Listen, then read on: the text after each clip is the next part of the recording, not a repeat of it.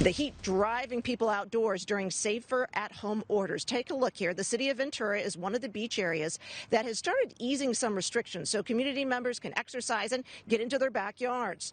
Ventura's mayor says they carefully considered relaxing beach restrictions based on their own COVID-19 status, but that parking lots, restrooms, and other facilities remain closed.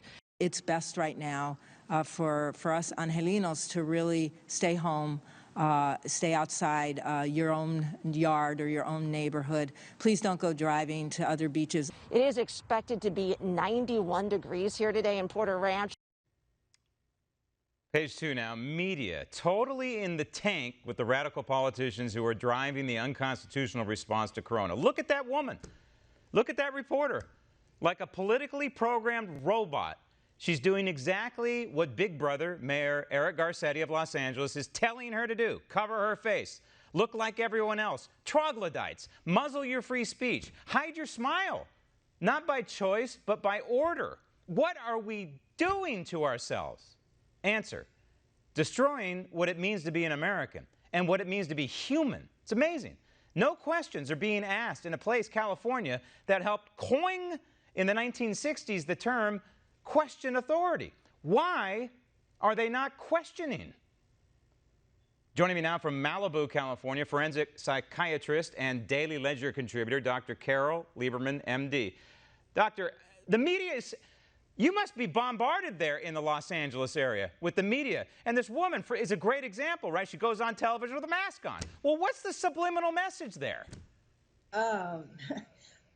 We are driving, or I should say the governors and mayors are driving people crazy with all of these restrictions. I mean, the main thing is what you said about Big Brother. We're being treated like rats. You know, if this was some experiment where you put rats in little cages and tell them to be good, that's one thing. But we're people and we have emotions, and this is psychologically destructive to us. There are so many things that are going wrong.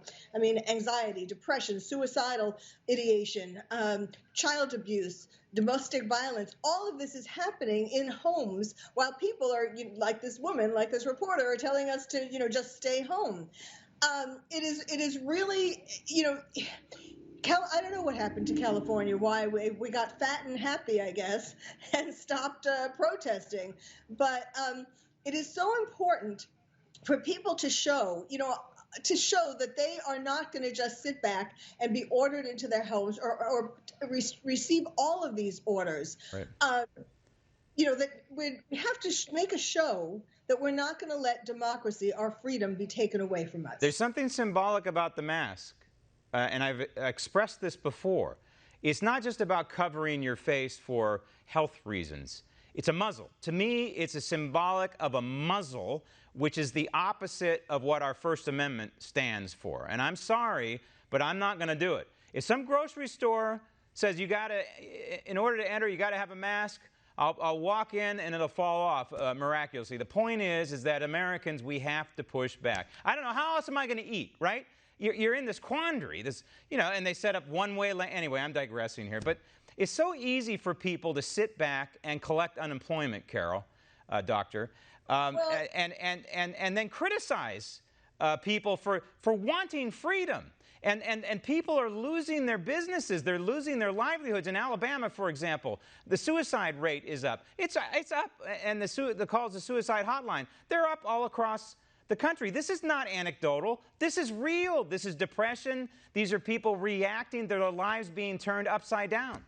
Absolutely. And, as the isolation quarantine goes on, it is becoming more and more political. It wasn't so easy to see that at the very beginning. We were all kind of scared and, oh, yes, we should do everything we're being told to. Of course, then we see that people are telling us all different messages, wipe the food down, don't wipe the food down, all kinds of things. Right. It is driving Americans crazy. And it is so political. One of the things that really bothers me a lot about the politics is how we're being told that not to use chlorohydroxyquinone, whereas it has been working. Just this morning, I was talking to a friend who's been taking it for 2 years for her Lyme disease and rheumatoid arthritis. It has been working, no side effects, 2 years. And so many patients are being prohibited from getting that because doctors are being threatened and so on.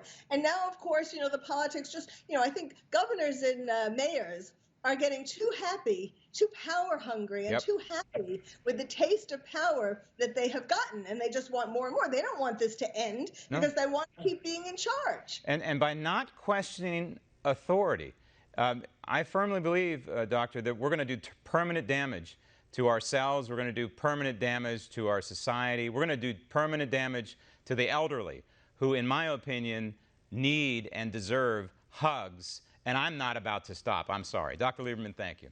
Coming up next.